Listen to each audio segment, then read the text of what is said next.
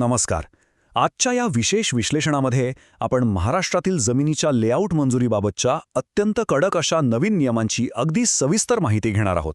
हे नवीन नियम नक्की काय आहेत आणि प्लॉट खरेदी करणाऱ्या प्रत्येकावर याचा काय परिणाम होणार आहे हे आज आपण अगदी सोप्या भाषेत डिकोड करणार आहोत. चला तर मग थेट विषयाला सुरुवात करूया. आता फक्त एकदा कल्पना करून बघा, आयुष्यभराची कमाई एक रुपया जोडून आपण आपलं हक्काचं स्वप्नातलं घर बांधतो आणि अचानक एके दिवशी नोटीस येते की ती जमीनच, तो प्लॉटच पूर्णपणे बेकायदेशीर आहे. हा विचारच मुळी आतनं उद्ध्वस्त करणारा आहे, बरोबर? आणि दुर्दैवाने महाराष्ट्रातल्या अनेक नागरिकांनी हे भयानक वास्तव प्रत्यक्ष अनुभवलंय. म्हणूनच आजचा हा विषय प्रत्येकाने समजून घेणं अत्यंत गरजेचं आहे.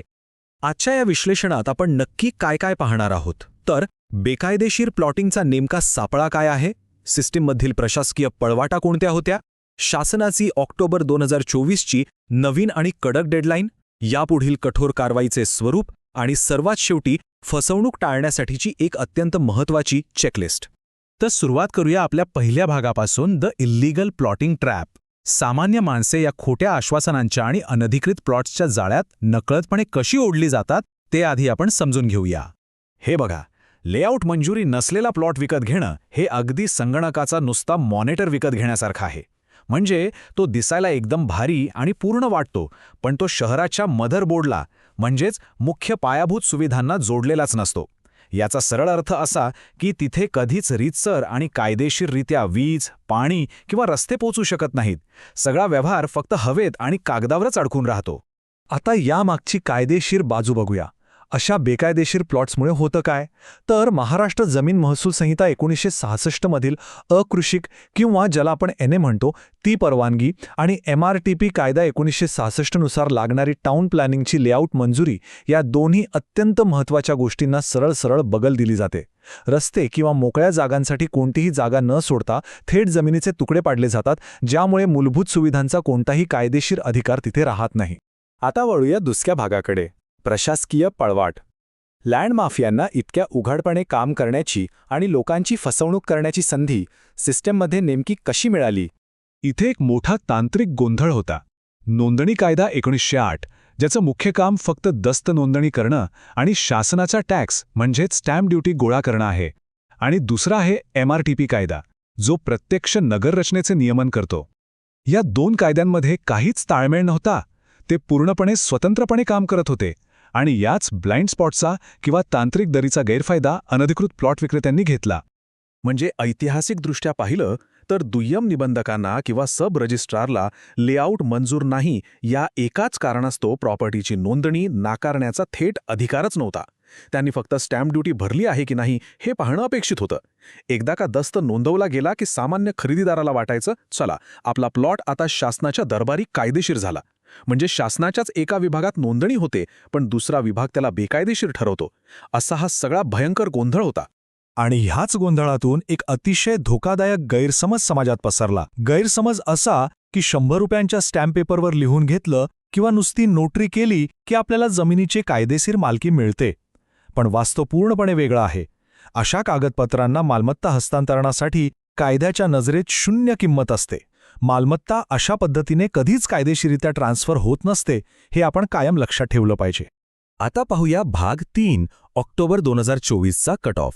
या सगळ्या पळवाटा कायमच्या बंद करण्यासाठी शासनाने आता एक मोठा हातोडा उचलला आहे, म्हणजेच ही नवीन डेडलाईन. ऑक्टोबर 2024 पूर्वी झालेले व्यवहार आणि बांधलेली घरं रातोरात पाडणं व्यावहारिकदृष्ट्या शक्य नाहीये. त्यामुळे त्यांना कदाचित गुंठेवारी किंवा विशिष्ट दंड आकारून अधिकृत करण्याच्या प्रक्रियेत सामावून घेतलं जाऊ शकतं. पण ऑक्टोबर 2024 ही एक ॲब्सोल्यूट डेडलाईन आहे. या तारखेनंतर कोणत्याही लेआउट मंजुरी नसलेल्या अनिवासी प्लॉटच्या विक्रीवर आता प्रशासनाने कडक आणि पूर्णपणे कायदेशीर बंदी घातली आहे. पण हो, इथे एक अतिशय महत्त्वाची गोष्ट क्लिअर केली पाहिजे, ती म्हणजे शेती ते शेती हस्तांतरण. जर एखादा शेतकरी आपली जमीन दुसऱ्या शेतकऱ्याला फक्त आणि फक्त शेती करण्यासाठीच विकत असेल तर त्यासाठी या निवासी लेआउटच्या मंजुरीची कोणतीही गरज नाही. हा नवीन नियम प्रामुख्याने लँड माफिया आणि व्यावसायिक किंवा निवासी प्लॉटिंगवर कारवाई करण्यासाठी आहे, मूळ शेतीच्या व्यवहारांवर नाही. वळूया चौथ्या भागाकडे, कठोर दंड आणि अंमलबजावणी. आता सवलतीचे आणि जुजबी दंडाचे दिवस अधिकृतपणे संपले आहेत हे समजून घेण्याची वेळ आली आहे. पूर्वी काय व्हायचं केवळ प्रशासकीय नोटिसा यायच्या आणि अगदी सहज भरता येतील असे छोटे मोठे आर्थिक दंड लावले जायचे. पण आता तसं नाहीये.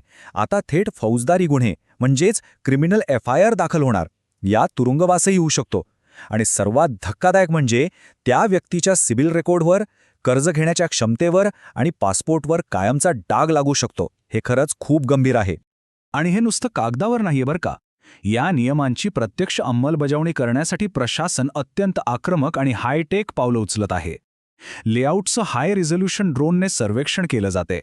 जमिनीतील बदलांवर लक्ष ठेवणारी सॅटेलाइट इमेजरी वापरली जातीये.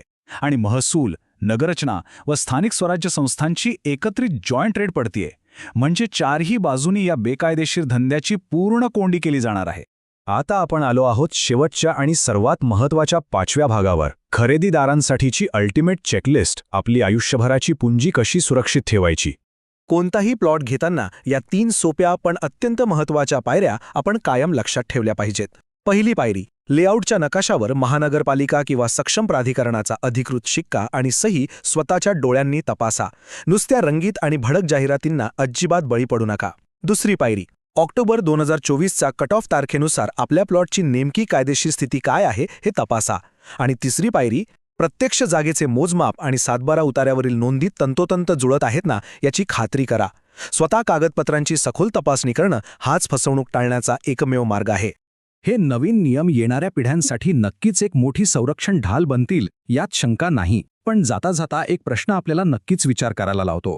2024 पूर्वीच्या बेकायदेशीर प्लॉट्समध्ये ज्यांनी आपले कष्टाचे पैसे आधीच गुंतवले आहेत, तिथे रस्ते आणि पाणी यांसारख्या पायाभूत सुविधा आता कोण पुरवणार? फसवणूक करणारे बिल्डर्स तर पैसे घेऊन कधीच मोकळे झालेत. मग ह्या सुविधांचा कोट्यावधींचा अवाढव्य खर्च शेवटी आपल्यासारख्या सर्वसामान्य करदात्यांच्याच खिशातून जाणार का? हा एक असा ज्वलंत प्रश्न आहे ज्यावर भविष्यात खूप सखोल विचार करणं गरजेचं आहे. आजच्या या विश्लेषणात आपण इथेच थांबूया. पुन्हा भेटूया अशाच एका नव्या आणि महत्त्वाच्या विषयासोबत. धन्यवाद.